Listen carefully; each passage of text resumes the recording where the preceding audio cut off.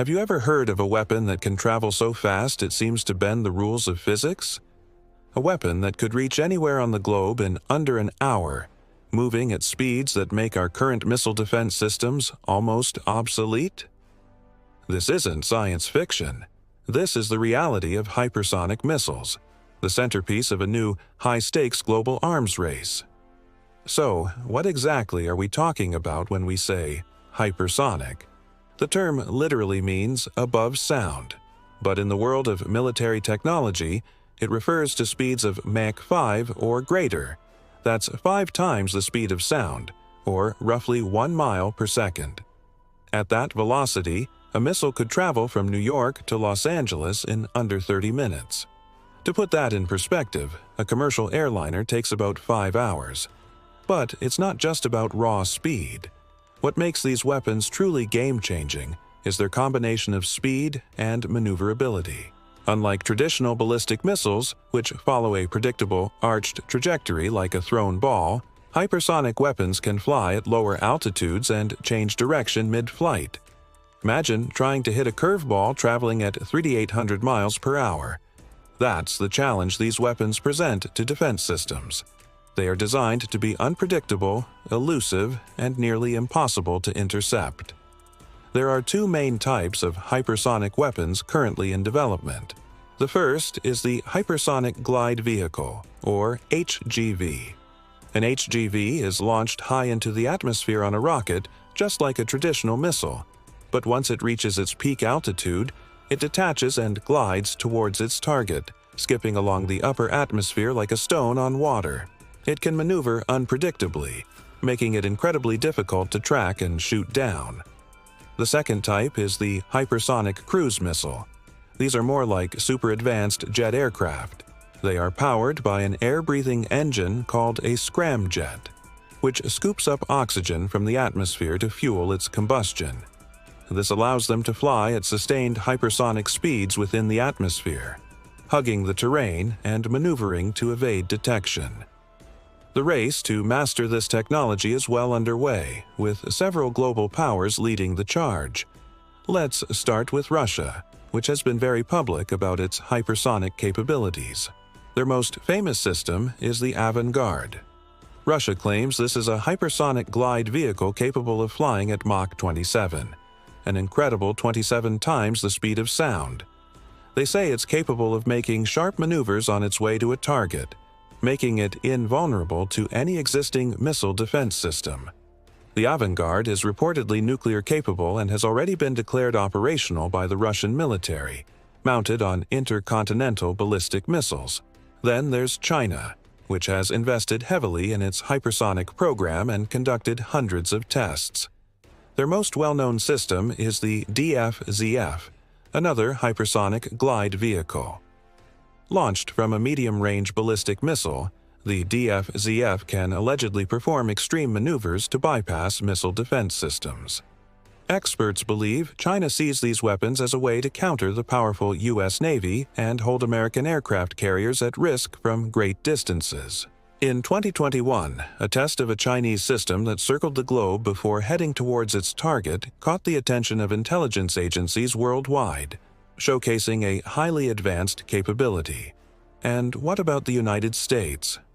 For a long time, the U.S. was a leader in hypersonic research, but for years it focused on development without weaponizing the technology. Now, facing advancements from Russia and China, the Pentagon is scrambling to catch up. The U.S. is developing multiple hypersonic programs across the Army, Navy, and Air Force.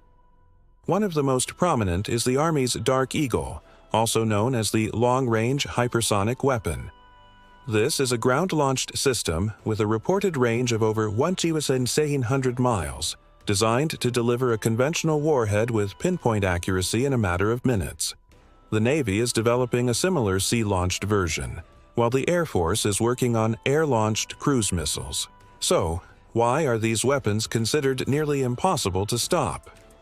It comes down to a few key factors. First, detection. Current defense systems rely on a network of ground-based radars and space-based satellites to detect missile launches. Traditional ballistic missiles fly high into space, making them relatively easy to spot against the blackness.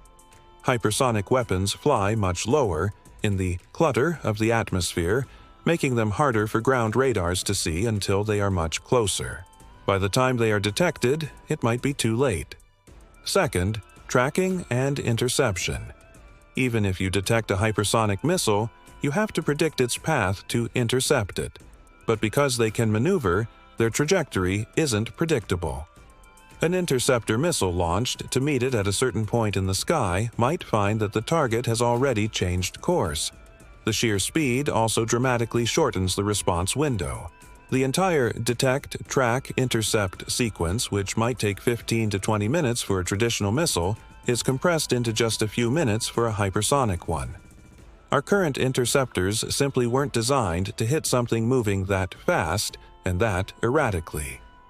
This new reality is having a profound impact on global security. The development of hypersonic weapons is fueling a new kind of arms race, one based on speed and unpredictability. It creates what military strategists call strategic instability. If one country believes another can launch a devastating, unstoppable first strike, it might be more tempted to act preemptively in a crisis. The short flight times mean that leaders would have only minutes, not hours, to decide how to respond to an apparent attack, increasing the risk of miscalculation or accidental war. Furthermore, it blurs the line between conventional and nuclear conflict. While many hypersonic systems are being designed for conventional warheads, some, like Russia's Avangard, are nuclear capable. The speed and ambiguity of an incoming hypersonic missile could make it difficult for a target nation to determine whether it's carrying a conventional or a nuclear payload until it's too late.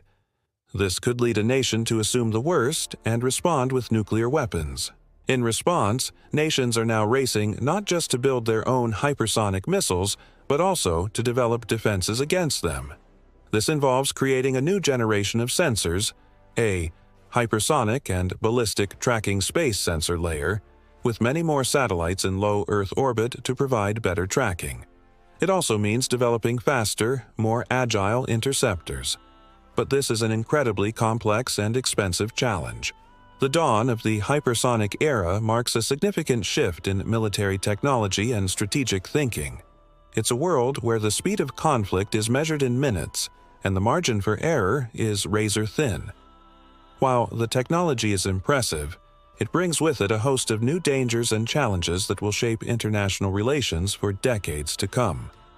Understanding these weapons is the first step to understanding the future of global security. Thanks for watching.